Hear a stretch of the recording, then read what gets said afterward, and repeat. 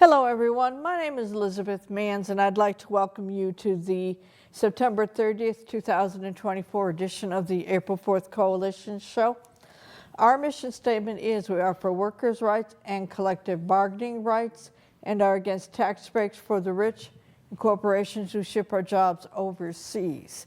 As is our custom, we support all the articles of the Universal Declaration of Human Rights, but we're going to put the emphasis on Article 23, and our special guest to my left is going to do number 3 for me. Yeah, welcome, Stuart, and welcome, Michael. So I'll do number 1. Everyone has the right to work, to free choice of employment, to just and favorable conditions of work, and protection against unemployment. Number 2, everyone, without any discrimination, has the right to equal pay for equal work. Stuart? Number 3, everyone who works has the right to just and favorable remuneration, ensuring for himself or herself and their family an existence worthy of human dignity and supplemented, if necessary, by other means of social protection. Number 4, everyone has the right to form and join trade unions for the protection of his or her interests. And of course, this is the point in time where we say thank you to everybody. So I'm going to thank Michael Putnam, who is the program director for WMNB, which is the public access radio station, for airing the audio portions of our show on Fridays at 6 p.m. And to the staff here at Northern Berkshire at the TV studio. I'm going to cut it because I haven't been here in 2 weeks and brain's not working. So I want to thank David Fabiano, who I believe is still here, hasn't retired yet, Nicole Brown, Joanne Hurlbut, and Matthew Tucker for their invaluable assistance producing this show. Dick, you want to put the emphasis on a very much important local issue that almost nobody knows anything about. Right. Well, thank goodness for Stuart and his friends and family. They started a group called, let's see if I can get this up on camera, SaveTheNotchForest.com. And they had a public meeting at All Saints Episcopal Church on Friday night, and it was the first meeting that I went to.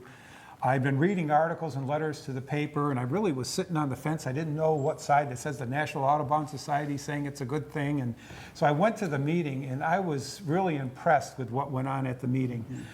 So I thought we should put the emphasis on this show. So to start things off, I think we should just give a little bit of history of Mount Greylock and the Bellows Pipe Trail. So we have a little clip that was on the news from I think it was from the state of Commonwealth of Massachusetts. Let's take a look at what that video says. Beloved by hikers and those who love the outdoors, Massachusetts' Mount Greylock has inspired everyone from Ralph Waldo Emerson to Herman Melville. A beautiful and historic site, it was once just simply a mountaintop along the Taconic mountain range until a handful of folks were motivated to create the state park that we can all enjoy today. Executive producer Tony Dunn and videographer Dave Frazier climbed the state's highest peak to uncover its history. Here at Mount Greylock, the history really runs so deep. Jeremiah Wilbur arrived in 1767 from a farm in Rhode Island and settling in what we call the Bellows Pipe, or the Notch, at the north end of what is now Mount Greylock State Reservation. And in that time, it would have been more or less very wild and still somewhat primeval. And Jeremiah cobbled together a 1,600-acre farm comprising most of the northern end of the mountain range, including the summit. In fact, to this day, we call one area along Notch Road Wilbur's Clearing. 400 acres of the summit that originally had been part of Jeremiah's large farm holdings were sold to a group of Northern Berkshire businessmen who went under the name the Greylock Park Association. From those 400 acres, they essentially created infrastructure that supported tourism, a viewing tower, an open metal framed tourist tower, a summit house, and a coach from North Adams, and a roadway system. And that roadway system was actually a toll road, the final mile from below the summit to the top. and you had each visitor had to pay a fee, much as we, continue to charge a fee in order to, pay the costs. And so in that sense, Mount Greylock played a very important, a very key role in the development of the tourist industry in Berkshire County and the region, really. The three founding fathers of Mount Greylock, John Bascom being the most prominent to many today because Bascom Lodge was named in his honor. And he was the very first gentleman to be appointed to the Greylock Commission. And Francis Rockwell, for whom Rockwell Road, the road going south from the summit to Lanesboro, was named, followed by Sperry Road, named in honor of William Sperry, one of the original Greylock commissioners that operated this park, that leads through our campground out to a scenic overlook called Stony Ledge. Because of the unique natural setting and elevation and latitude of the summit of Mount Greylock, it really retains rare elements of plant life, wildlife, and just a physical setting that is unlike any other in this part of New England. Henry David Thoreau without a doubt, is the most famous literary connection to Mount Greylock.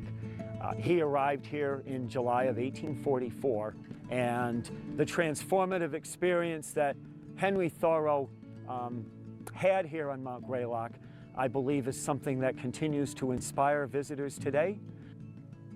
James MacArthur Vance is another fascinating personality that really has left his mark in many ways all over the summit of Mount Greylock. He was involved with the construction of the War Memorial Tower in 1931, and the Memorial Committee were so impressed with his work that they hired him to be the architect designing the Bascom Lodge addition when the time came to construct it. And many years prior to this, he had actually left his mark in Pittsfield as the architect of what is now the famous Colonial Theater. Mount Greylock has achieved such a high profile as a recreational destination and as a natural setting because of its visual beauty and the unique ecology that it is generally considered among the top 5 tourist destinations in the northeastern United States. And in fact, William Brewster, who was a noted ornithologist in the 19th century, described Greylock as a Canadian island floating above an Alleghenian sea.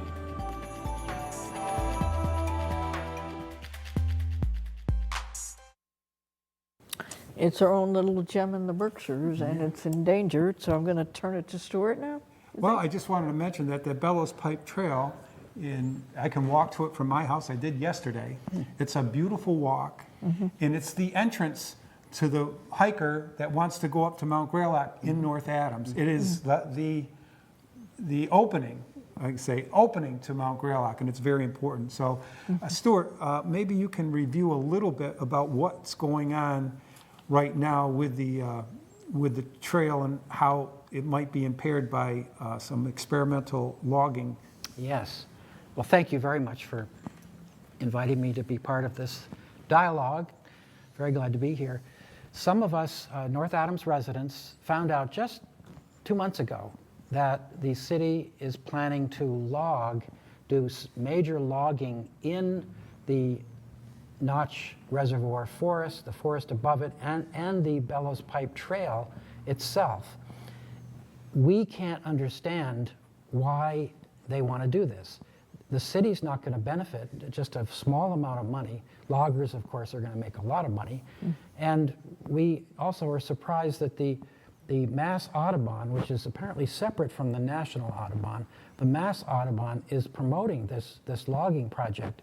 And it will do a lot of damage to, besides the threat to the reservoir, because they will cut trees as close as 50 feet from the reservoir, Notch Reservoir, where all the residents of North Adams get their water. And so there'd be a lot of runoff, from that. But also the roads that you saw the trail there, the trail, this famous trail that is, Condé Nast magazine called Mount Greylock, or I think the Bellows Pipe Trail, the #1 hiking trail in the country. And then we just heard that it's one of the top 5. Mount Greylock is one of the top 5 in the Northeast. And so it's the threat to the water supply and what they will do to the Bellows Pipe Trail that so many around here and so many visitors, so many tourists love this historic trail. And they will have to widen the trail at least twice as wide in order to get these huge 18-wheel trucks in to remove perhaps 100 truckloads of lumber that the logging company will make about $1 million from, but North Adams won't really make anything.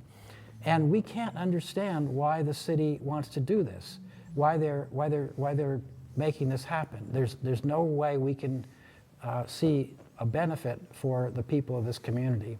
So there's a lot more to say about it, but we did have a very successful community meeting last Friday, the 27th of September, and a lot of people came, 50 or 60 people came, and so there's a really serious campaign, and I'm not sure when this is going to be broadcast, but if any of you would like to find out more about what's going on, there's going to be a very important North Adams Conservation Commission meeting this Thursday, August 3rd, at 6 o'clock at City Hall, and we would love to have you come if you see this before then.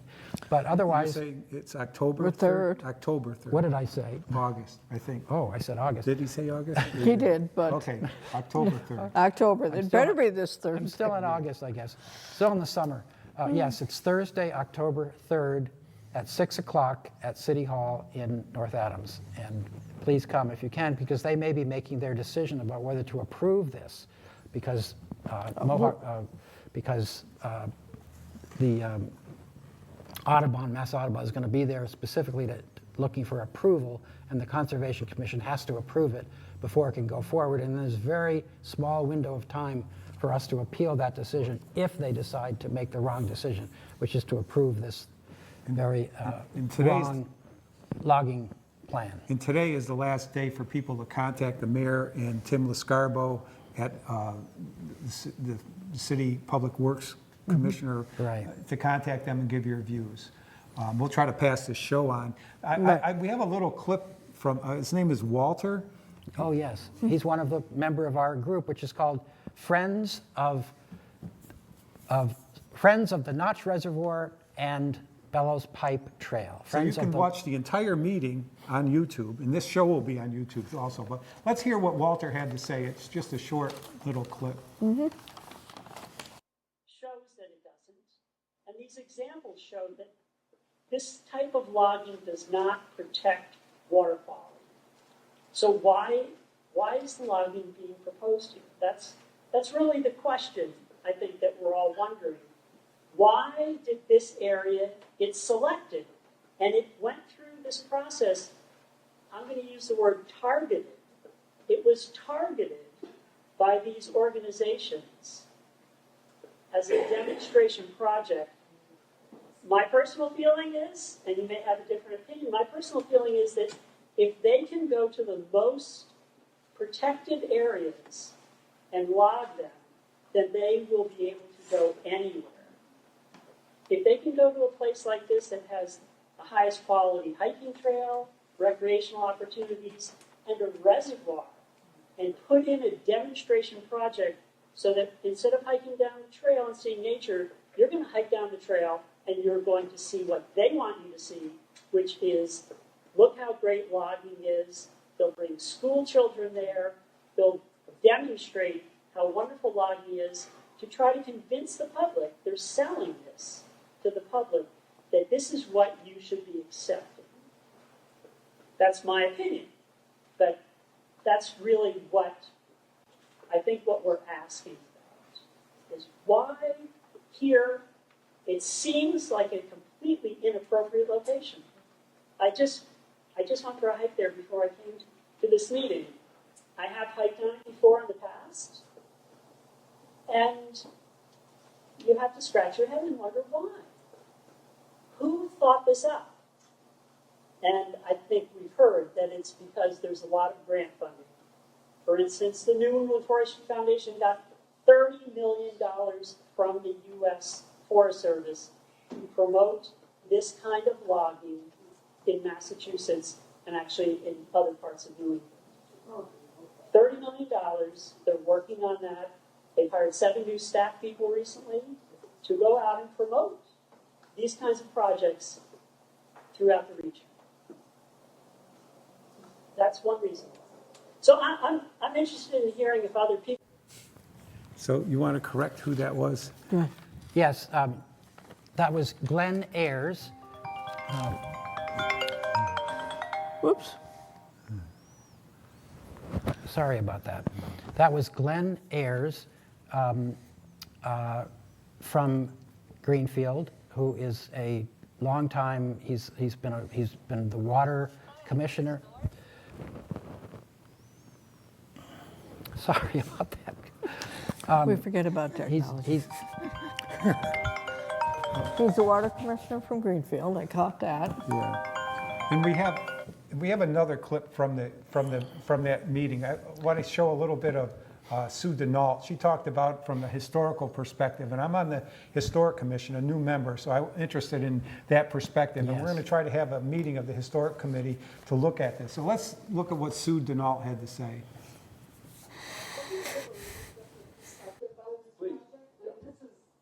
New to me. I just learned about this recently too, and I've been in touch with Lori by email.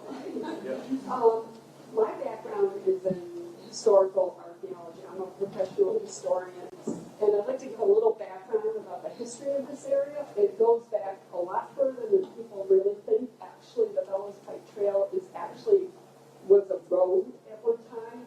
It was actually a thoroughfare from the Notch area to Adams.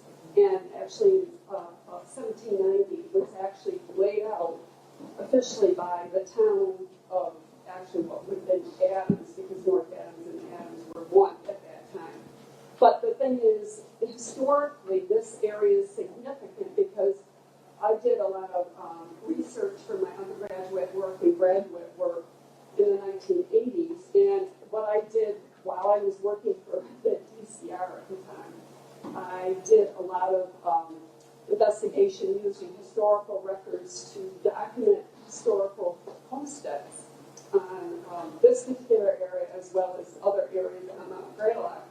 And one of the significant parts about this particular area of the Notch is that in the 1760s, Jeremiah Wilbur, there might be some local people that have heard that name before, but he settled his homestead where the former Harry Bernard farm used to be, and he purchased over 1,000 acres in this particular area. He also owned land on top of Mount Greylock, and he had a very successful farm in this particular area. And actually, I'm a little upset because there are several historical sites along the Bellows Pike Trail. There's one Jeremiah Wilbur's cemetery. Yes, and there's a buried there, and a few other people that lived along Bellows Pike. Then we're trying to find it.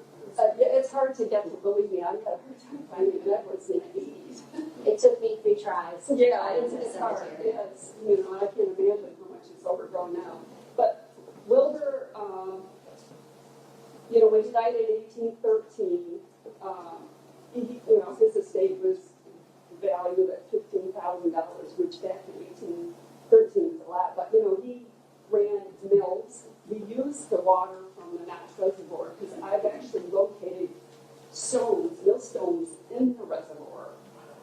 And so the thing is, what I'm upset about, and I understand everybody's opinion, I'm not for or against the logging, but for against now. But in the 80s, when I was doing my survey work, somebody had logged, and the scares went right over some of the sites that I had documented. And I'm not sure how many people, especially the city, is aware of that. And I filed these historic sites with the Massachusetts Historical Commission. So this is what I'm kind of a big beef on it, because, that's my background, and I'm big on, sort of the history of this area. And that, Thoreau and, other people visited that area. It was important to them back in the 1800s Association was originally formed because, as you had mentioned, that by early 1900s, the whole mountain was denuded. I looked at historical photographs, and actually there was one section on top of Mount Greylock where they couldn't log it because it was too steep. But so it's, and and then it was, in the 30s when the CCs came and they replanted various, stands of the timber to try to, once the farmers were gone, because then the state bought a lot of those farms that were defunct, and then they preserved the land. So in the plan, there's very little mention of the cultural history and the length of it and the importance of it.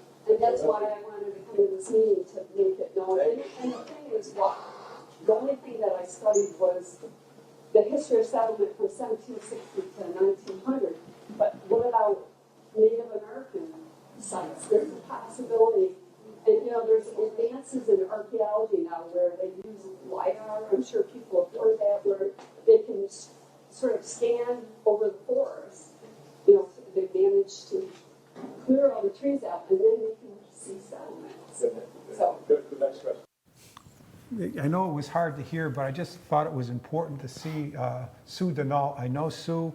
I worked with her at the MCLA library. She's a really talented researcher, and she said that there are historic sites there. So we, as the North Adams community and the North Adams Historical Society, better look and see and know where those sites are and make sure they're not disturbed. And also what she talked about in the end about the native tribes, that now they have the technology that can see where the native tribes were at that time. And that brings me into a personal thing I want to mention. I was a member of the Drury High School class of 1974, and this week we're having our 50th reunion here in North Adams.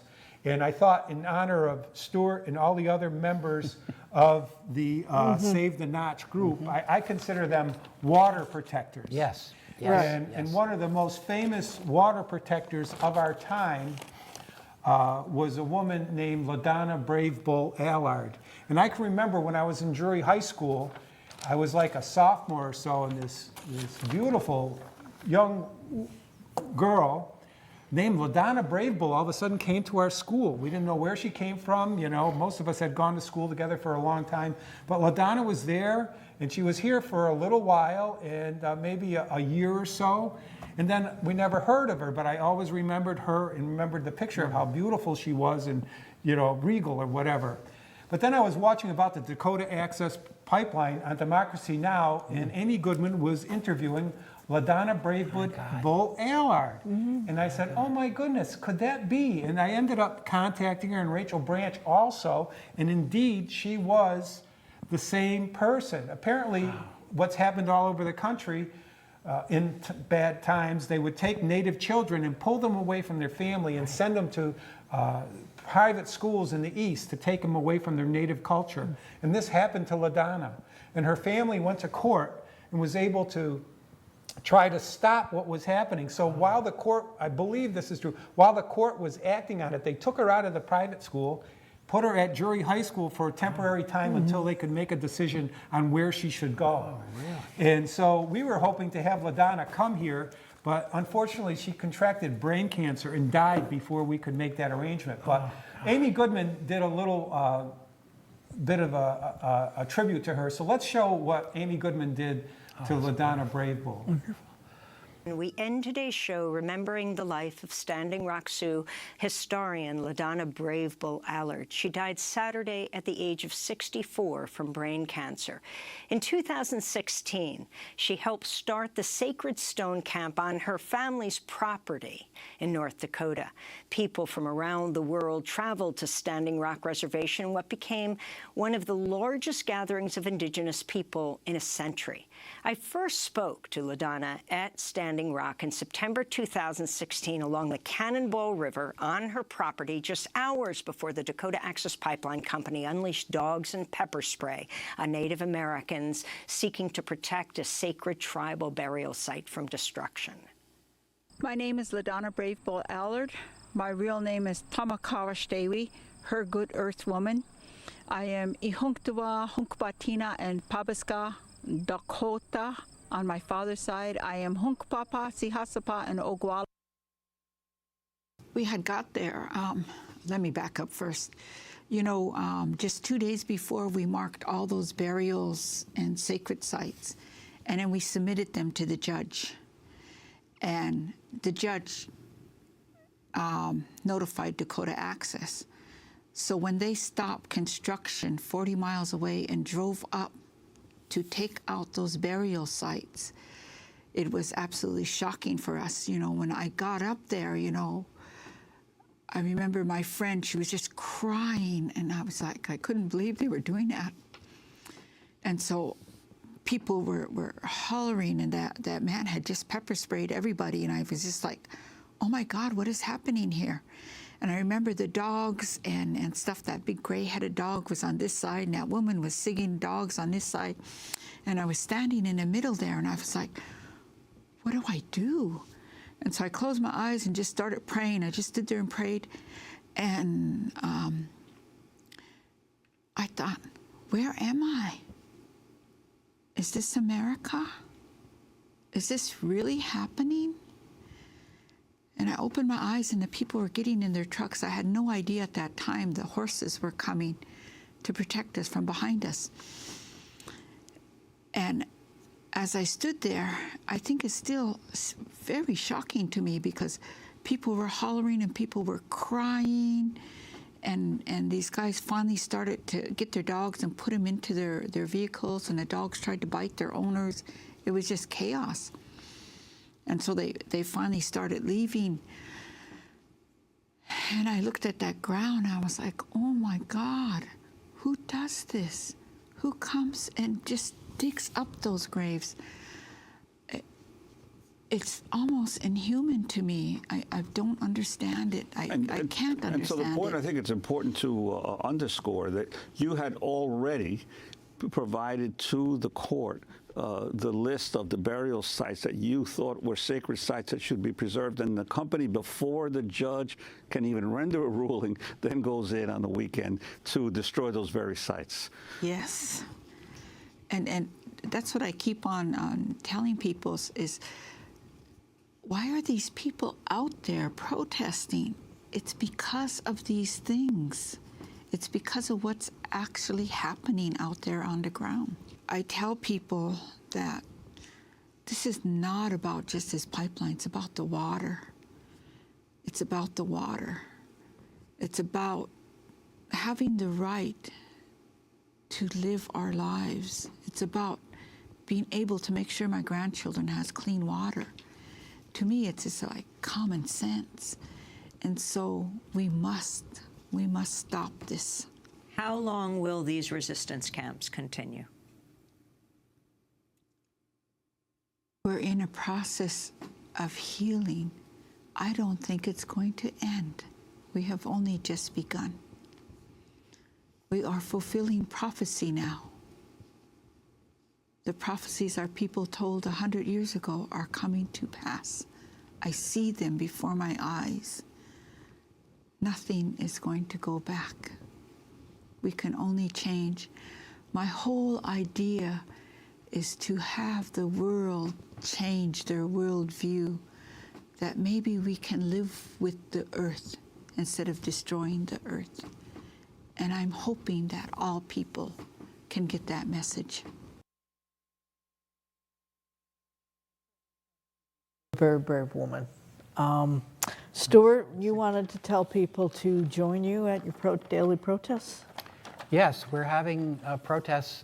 It may be every day this week, especially before the Conservation Commission meeting on Thursday at 6 o'clock at the City Hall, which we hope some of you will want to attend. But every day this week, we have people at City Hall with signs, asking for people to help us stop this forest plan, this very wrong-headed forest plan, which is going to cause tremendous damage to the trails, to the forest, to the water, threatening the water for all the people of North Adams. So please join us in this campaign. We're very optimistic that we can actually stop this ill-fated logging plan. Thank Okay. you. We've sort of run over, but we'd say one thing at the end of our show, power to the people. Power to the people. Power to the people. Yes.